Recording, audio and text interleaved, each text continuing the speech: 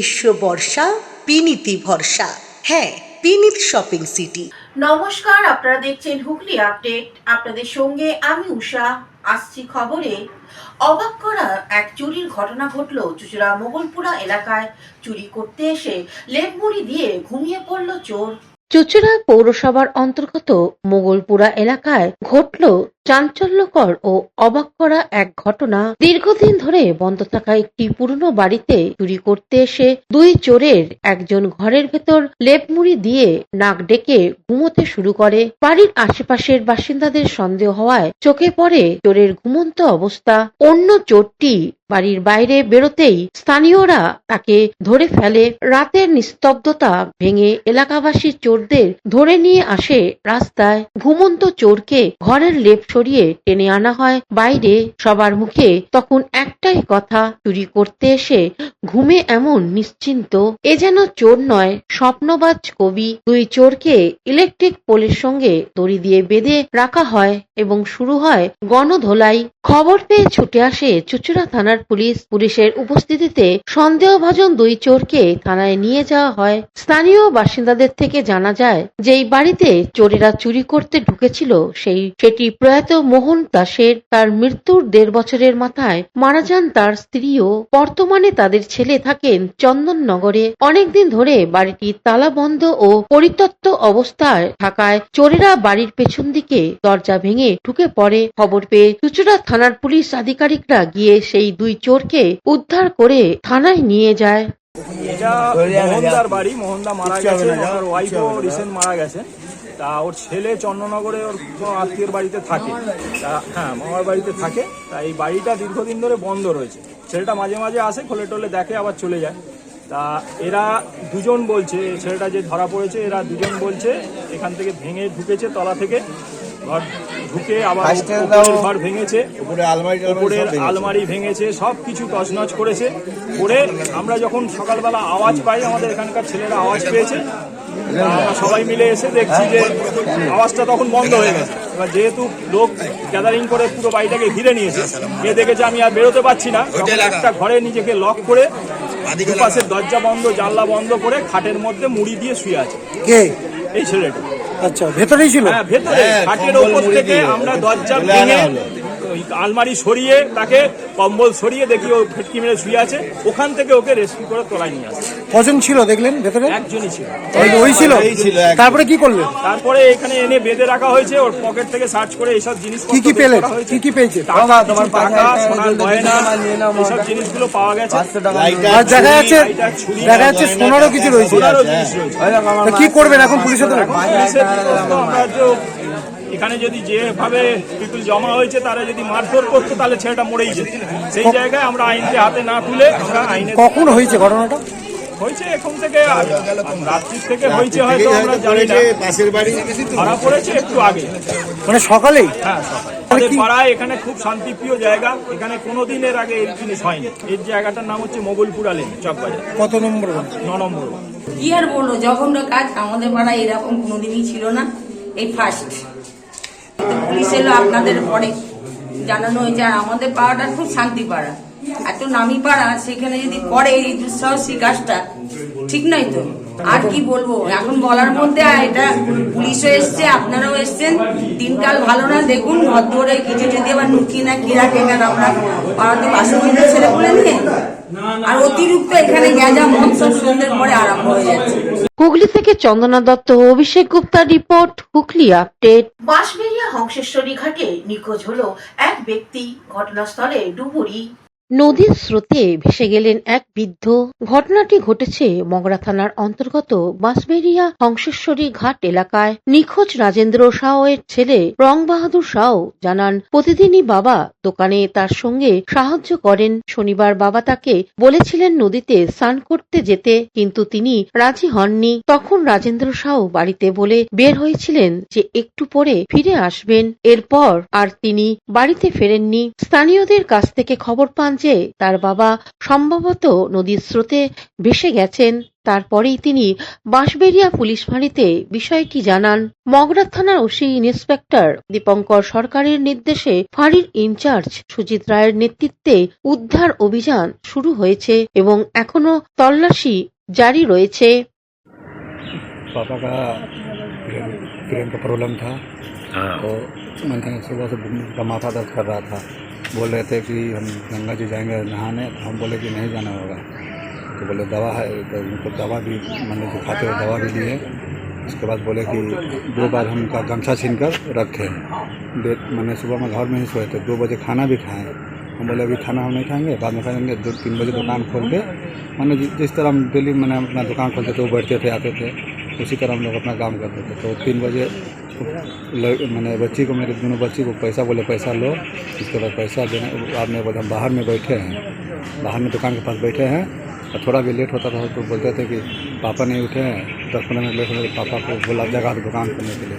कल तो कुछ बोलते नहीं थे, मेरे को उनसे कुछ ये है नहीं, मैंने कोई झूठ झमेला कुछ भी नहीं है, चाहे बोले चाहे कोई भी कुछ नहीं है। लेकिन अचानक उनका माथा का प्रॉब्लम है। कल के जब कल घर से कल गए, तो जब यहाँ से गंगा में आए तो जो देखे लोग, वो हमको जाके 3:30 बजे के बाद जाकर हमको बोले, तो हम वहाँ से घर से आए। क्या नाम है पिताजी का? पिताजी का नाम राजेंद्र साहब। क्या कर दुकान में बैठे थे आपके साथ? दुकान ही में हमारे से माने रहते थे, जब मामा के पास जाके घर में बैठे। হুগলি থেকে পানুপালের সঙ্গে চন্দনাথ দত্তের রিপোর্ট, হুগলি আপডেট। এআই দিয়ে মেয়েদের ছবি বিকৃত করার অভিযোগে এক যুবককে প্রকাশ্যে মারধর করে পুলিশের দেয়া হলো কোন্নগরে। এআই দিয়ে মেয়েদের ছবি বিকৃত করার অভিযোগ যুবককে প্রকাশ্যে জুতোপেটা করে পুলিশের দিল মেয়েরাই। কোন্নগর কানাইপুর বাসাই অটো স্ট্যান্ড এলাকায় মুদিখানা দোকান রয়েছে। প্রান্ত রায় নামে ওই যুবকের, সেই দোকানেই জেরক্সও করা হয়। অভিযোগ, যারা সেই দোকানে যেতেন তাদের ছবি রেখে দিতেন অভিযুক্ত। এরপর ওই ছবি দিয়ে আপত্তিকর ছবি বানানো হতো। অভিযুক্তের একাধিক সমাজ মাধ্যমের অ্যাকাউন্ট রয়েছে, সেখান থেকে এই বিষয়টি জানতে পারেন ওই যুবকের এক সময়ের সহপাঠীরা।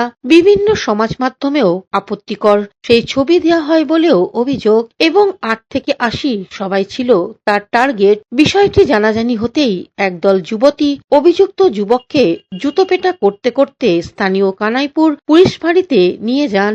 এই বিষয়ে এক যুবতী জানান, ওর নাম হচ্ছে প্রান্ত রয়। আমরা হচ্ছে কি একসাথে পড়ার ব্যাচে ফ্রেন্ড, স্কুল ফ্রেন্ড ছিলাম না, আমি দাদার ব্যাচে একসাথে পড়তে যেতাম।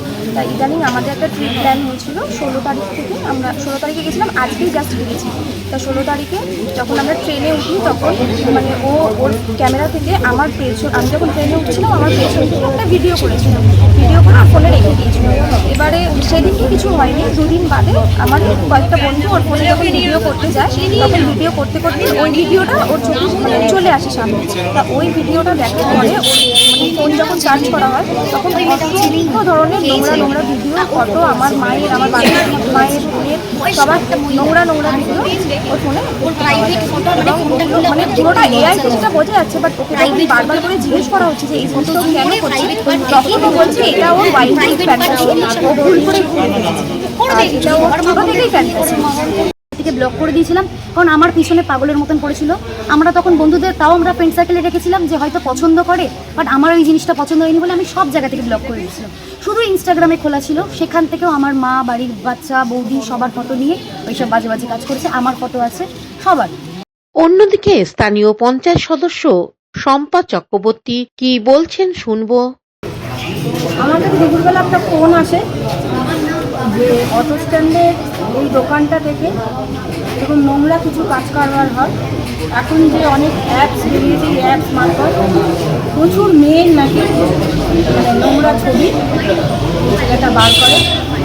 এবং আমি এই জায়গাটায় পৌঁছতে পুলিশ গেছে, নিয়ে গেছে, এবং সেখান থেকে যা মোটামুটি কালেকশন হচ্ছে, এই এলাকার প্রচুর মেয়েদের এইভাবে মানে নোংরা ছবি করে দিয়েছে। কোনো মেয়েকেই দেয়নি, মানে 70 বছরের বুড়ি থেকে শুরু করে একটা 10 বছরের মেয়ে তারও করেছে। এখন এর কি ভেতরে কি আছে, কি রহস্য, এগুলো আমরা ছবি বিভিন্ন জায়গায় পাঠাতেও বলে জানা যাচ্ছে, সেটাও জানা যাচ্ছে। এখন পুলিশের হাতে পুরোটাই, আমরা রয়েছি এখানে, এবং প্রচুর মেয়ে এরকমভাবে করছে। তারা ভীষণ ভয় চাইছে। তারা চাইছে যে একে যত তাড়াতাড়ি সম্ভব এর একটা কোনো বিহিত করা আইনি ব্যবস্থা নেওয়া হোক, কারণ এখানে প্রচুর মেয়ে জড়িত, প্রচুর মেয়ে দোকানে যারা জেরক্স করতে আসে, এবং এই ছেলেটার পরিচয় যা পাচ্ছি এর বাংলাদেশের সঙ্গে যাতায়াত এর সবই আছে। কিছুই বুঝতে পারছি না, পুলিশের হাতে তদন্ত রয়েছে। Bureau report, Hooghly update. 18তম জেলা সম্মেলন অনুষ্ঠিত হলো সারা ভারত গণতান্ত্রিক মহিলা সমিতির উত্তর 24 পরগনা জেলা কমিটির।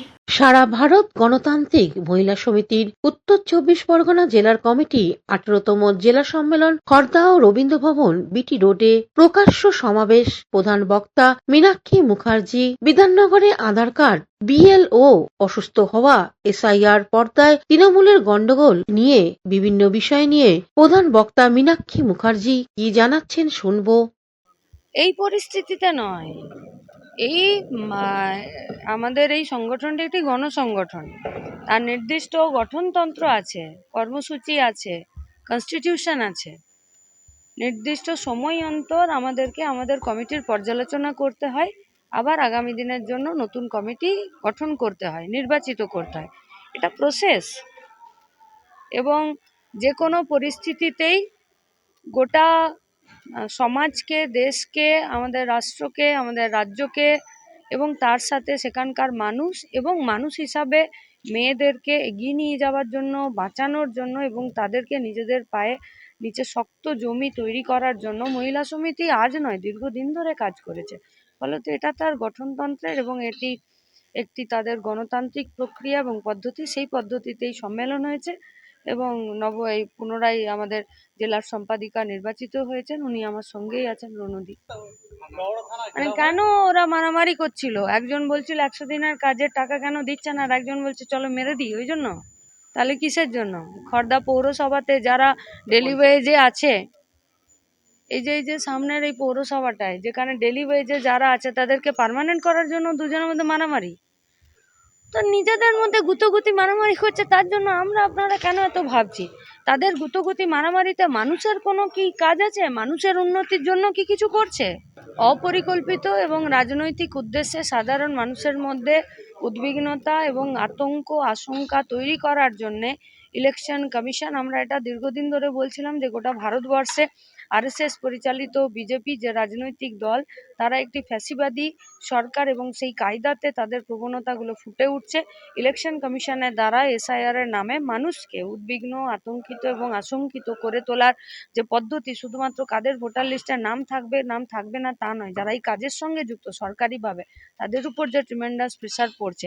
আমরা ইলেকশন কমিশন এবং দেশের সরকারের কাছে আমাদের এটাই কথা যে যাদেরকে নিয়ে কাজ করছেন তাদেরকে মেরে ফেলে কাজ করবেন। যেটা ধারাবাহিক কাজ ছিল সে কাজ আপনারা করেননি। আজকে যদি ভোটার লিস্টে ডেড ভোটারের নাম বেরোচ্ছে তো তার দায়িত্ব ইলেকশন কমিশনকে নিতে হবে। যদি ভুয়ো ভোটারের নাম বেরোচ্ছে ইলেকশন কমিশনারকে তো দায়ী নিতে হবে। আমরা তো গায়ে দেখেছি একজনের ভোটার লিস্টে নাম তোলার জন্য জুতো শুকতলা খুইয়ে যায়, তাহলে এত ভুয়ো ভোটার এলো কোত্থেকে? তাহলে ভুয়ো ভোটার তো ইলেকশন কমিশনের খাতায় তো অন্য কেউ নাম তুলে দিতে পারে না, নাম তোলে তো ইলেকশন কমিশন।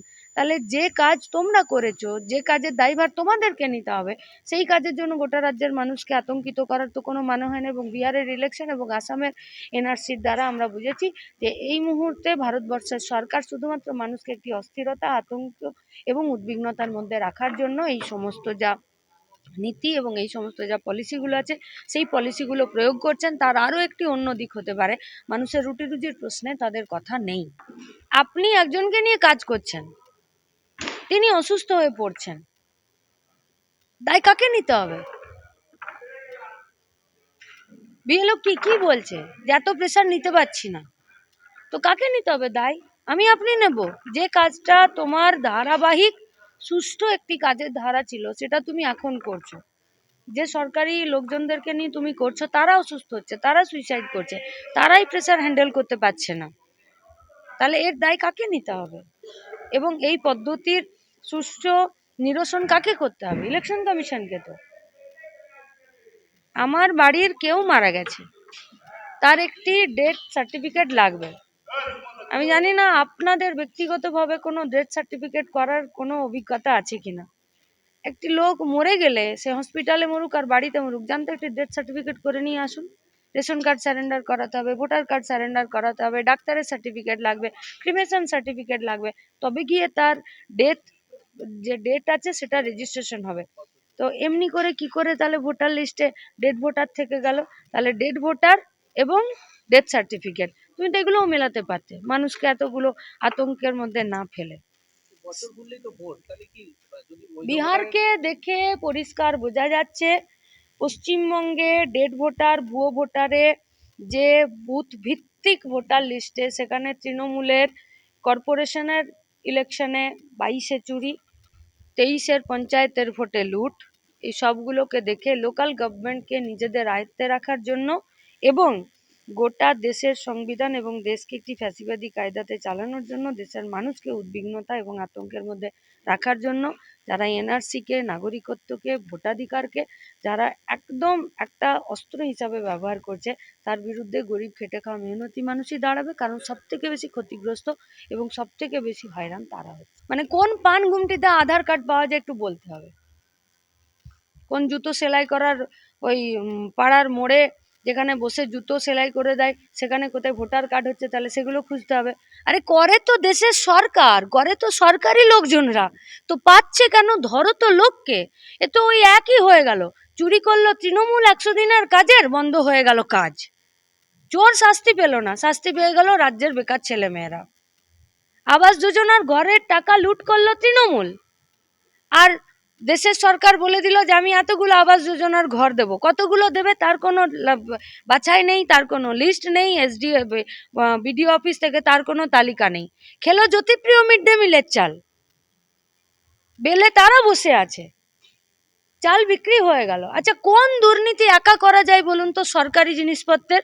আর বিজেপি করছেটা কি? বাইরে লাফাচ্ছে ঝাপাচ্ছে, আর বিধানসভার ভেতরে যে চেয়ারটা তোমাকে দিয়েছে সেটা কি শুধুমাত্র পা ছুঁয়ে প্রণাম করে আর আশীর্বাদ নেবার জন্য? রাজ্যের মুখ্যমন্ত্রীর বিরোধী দলনেতা তো ওর পা ছুঁয়ে আশীর্বাদ নিয়েছে, আর রাজ্যের মুখ্যমন্ত্রী বলেছে স্পিকারকে যে এবারের মতন ছেড়ে দাও, আমার বহুদিনের সাথী, ওকে বের করো না। রাজায় রাজায় যুদ্ধ হচ্ছে, গরিব খেটে খাওয়া মেহনতি মানুষ হয়রান হচ্ছে। এর বিরুদ্ধেই লাল ঝান্ডার নেতৃত্বে বাংলা বাঁচাও যাত্রা 29শে নভেম্বর থেকে 17ই ডিসেম্বর গোটা রাজ্যের মেহনতি মানুষ বাংলাকে বাঁচাতে, তার কৃষ্টি, তার সংস্কৃতি, তার মেহনতি মানুষ, তার ছাত্র যুব স্বাস্থ্য শিক্ষা সব বাঁচানোর জন্য সৈনিক হিসাবে তারাও দাঁড়াবেন। গণতন্ত্রের চতুর্থ স্তম্ভ হিসাবে আপনাদের কাছেও আমাদের আবেদন, বাংলা বাঁচাতে আপনারাও একজন সৈনিক হিসাবে আমাদের পাশে দাঁড়ান। Bureau report, Hooghly update. এখন নিয়ে নেব বিজ্ঞাপন বিরতি। বিরতির পর ফিরে আসছে খবরে।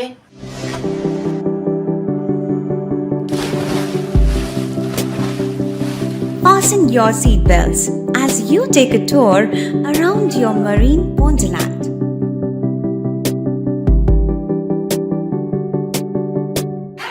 Spend a day at Aqua Marina and enjoy an array of water slides that give you butterflies in your tummy.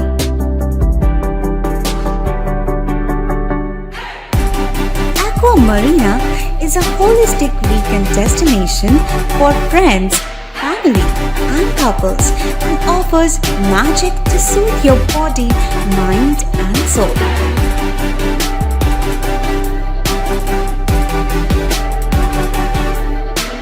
Aqua Marina, your customized magician. Welcome aboard and see the magic unfold. শীত, গ্রীষ্ম, বর্ষা, বিনীতি ভরসা। হ্যাঁ, বিনীত shopping city. যে কোনো মরশুমের readymade জামা কাপড় পাওয়া যায় একই ছাদের তলায়।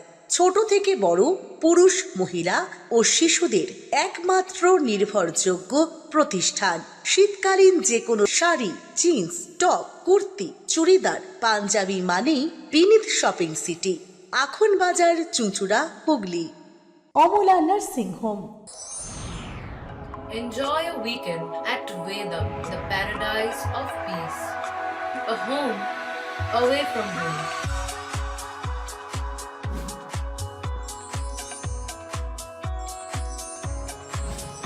See yourself resonating with the nature.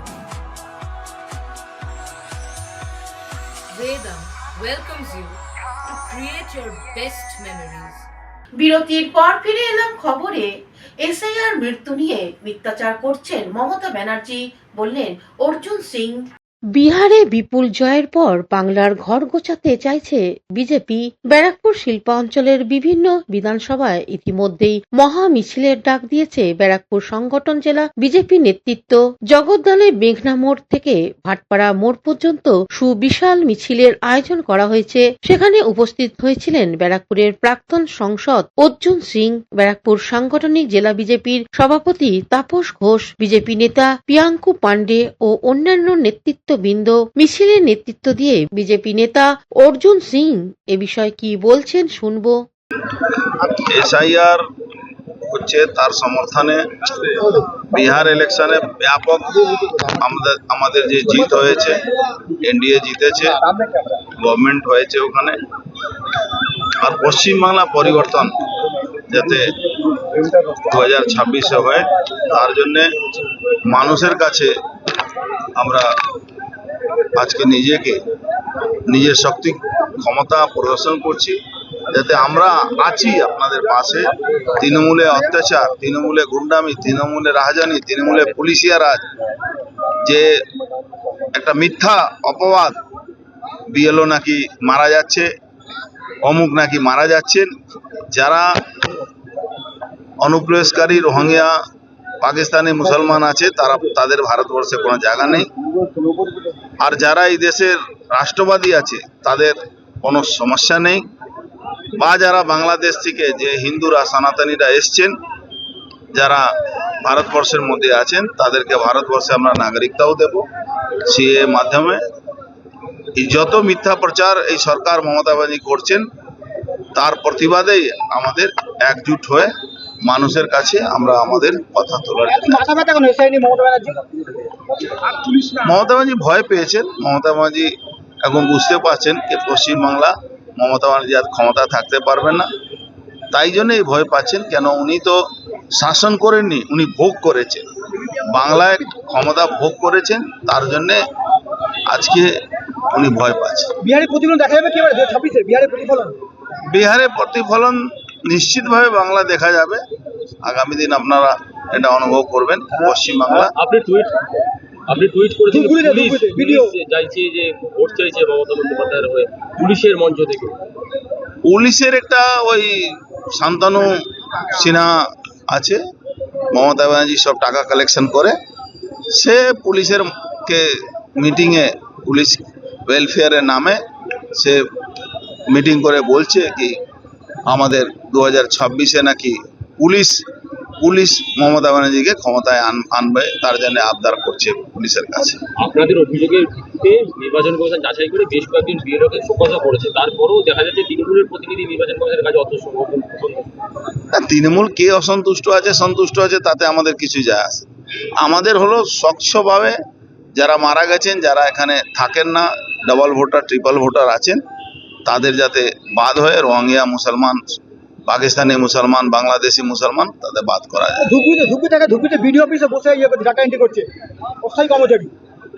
দেখুন, এটা ইলেকশন কমিশনের ব্যাপার। আমরা যেখানে যেখানে খবর পাচ্ছি আমরা তুলে ধরার চেষ্টা করছি। Bureau report, Hooghly update. SIR এর বিরুদ্ধে তৃণমূলের প্রতিবাদ মিছিল নবদ্বীপে।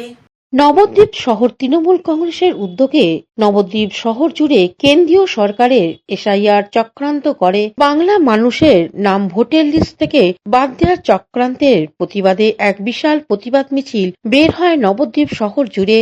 উপস্থিত ছিলেন ব্লক জেলা স্তরের নেতৃত্ব ও জনপ্রতিনিধিগণ। কৌশিক ঘোষের রিপোর্ট, হুগলি আপডেট। স্বাস্থ্য এখন দুয়ারে। চুঁচুড়ার প্রিয়নগরে ভ্রাম্যমাণ হাসপাতাল উদ্বোধন হলো আজ। মুখ্যমন্ত্রী মমতা ব্যানার্জির অনুপ্রেরণায় এবং স্বাস্থ্য দপ্তরের উদ্যোগে প্রত্যন্ত গ্রামের মানুষদের দোরগোড়ায় হাসপাতালের সমস্ত আধুনিক স্বাস্থ্য পরিষেবা পৌঁছে দিতে শুরু হয়েছে ভ্রাম্যমাণ স্বাস্থ্য পরিষেবা গাড়ি। সপ্তাহে প্রথম দিন সোমবার চুঁচুড়া বিধানসভার অন্তর্গত কোদালিয়া 1 নম্বর গ্রাম পঞ্চায়েতের প্রিয়নগর হেলথ সেন্টারে এই স্বাস্থ্য পরিষেবা গাড়ি ক্যাম্পের শুভ সূচনা অনুষ্ঠিত হয়। উদ্বোধনী অনুষ্ঠানে প্রধান অতিথি ও উদ্বোধক হিসেবে উপস্থিত ছিলেন চুঁচুড়ার বিধায়ক অসিত মজুমদার, চুঁচুড়া মংরা ব্লক পঞ্চায়েত সমিতির সভাপতি শুক্লা চ্যাটার্জি, কোদালিয়া 1 নম্বর গ্রাম পঞ্চায়েতের উপপ্রধান দেবাশিস চক্রবর্তী, ব্লক স্বাস্থ্য বিভাগের BMOH ডাক্তার শুভদীপ চক্রবর্তী সহ প্রধানবৃন্দ, স্বাস্থ্যকর্মী, আশাকর্মী এবং স্থানীয় গণ্যমান্য ব্যক্তিবর্গ। এ বিষয়ে চুঁচুড়ার বিধায়ক অসিত মজুমদার কি জানাচ্ছেন শুনবো। দেখুন, মাননীয় মুখ্যমন্ত্রী এবং স্বাস্থ্য দপ্তরেরও তিনি দায়িত্বে আছেন। স্বাস্থ্য ব্যবস্থায় তিনি একটা নবযুগের সূচনা করলেন, ভ্রাম্যমাণ চিকিৎসা কেন্দ্র। এই যে গাড়িটা দেখছেন, এখানে আমার চুঁচুড়া ব্লকের সভাপতি আছেন এবং এই ব্লকের স্বাস্থ্য পরিষেবার যিনি প্রধান, ব্লকের স্বাস্থ্য অধিকর্তা, তিনি এখানে আছেন উপস্থিত। আমাদের প্রধান, উপপ্রধান কোদালিয়া 1-এর এবং আমাদের ডিপার্টমেন্টের যারা আধিকারিক আছেন স্বাস্থ্য দপ্তরের, তারাও আছেন। এই যে গাড়িটা দেখছেন, এই গাড়ির মধ্যে সমস্ত রকম অত্যাধুনিক চিকিৎসার ব্যবস্থা রয়েছে। ECG থেকে আরম্ভ করে, ব্লাড টেস্ট থেকে আরম্ভ করে, অক্সিজেন থেকে আরম্ভ করে, লেবুলাইজেশন থেকে আরম্ভ করে সমস্ত কিছু আছে। মাননীয় মুখ্যমন্ত্রী মমতা বন্দ্যোপাধ্যায় চান প্রত্যন্ত গ্রামে, যেখানে আমাদের স্বাস্থ্যকেন্দ্র থাকা সত্ত্বেও বহু মানুষ এই অত্যাধুনিক সুবিধা পাচ্ছে না, সেখানে এই ভ্রাম্যমাণ চিকিৎসা কেন্দ্র, এটা 190 আমার চুঁচুড়া বিধানসভার পক্ষ থেকে এটা দেয়া হয়েছে। এরকম বিভিন্ন বিধানসভায়, সপ্তগ্রাম আছে, ধনিয়াখালী আছে, হরিপাল আছে, সিঙ্গুর আছে, সেখানে বিধানসভা ওয়াইজ এই গাড়ি দেয়া হচ্ছে। এবং বিধানসভায় যে সমস্ত পঞ্চায়েতগুলো আছে সেখানে এটা রুটিং করে সপ্তাহে ঘুরবে এই গাড়ি, সাধারণ মানুষের, গরিব মানুষের সুবিধার্থে। আমরা মাননীয় মুখ্যমন্ত্রী মমতা বন্দ্যোপাধ্যায়কে ধন্যবাদ জানাই 190 বিধানসভার পক্ষ থেকে, এবং বিশ্বাস করি তিনি গরিব মানুষের স্বাস্থ্য পরিষেবার ক্ষেত্রে যে দিগন্তকারী এই ভ্রাম্যমাণ চিকিৎসা কেন্দ্র ওপেন করলেন, এটা মানুষ মনে রাখবে এবং গরিব মানুষের উপকার হবে। এটা কি 365 দিনই ঘুরবে? এটা BMOH সাহেব রুটিন করবেন, রোববারগুলো ছুটির দিনগুলো বাদ দিয়ে সাধারণ দিনগুলো ঘুরবে। কি কোন কোন জায়গায় যাবে মূলত? কি এটা 190 চুঁচুড়া বিধানসভার যে যে এলাকাগুলো আছে সেগুলো এই গাড়ি চিকিৎসার জন্য গরিব মানুষের পাশে থাকবে। পৌর এলাকায় যাবে এই গাড়িগুলো? পৌর এলাকায়ও যাবে, যদি সেরকম এলাকা থাকে, মানে জায়গা থাকে যেখানে কলোনি বা ওরকম জায়গা, সেখানে যাবে। হুগলি থেকে চন্দ্রনাথ দত্তের সঙ্গে অভিষেক গুপ্তার রিপোর্ট, হুগলি আপডেট। এখনকার মতন খবর এই পর্যন্তই। প্রতিদিন দেখুন হুগলি আপডেট। নমস্কার।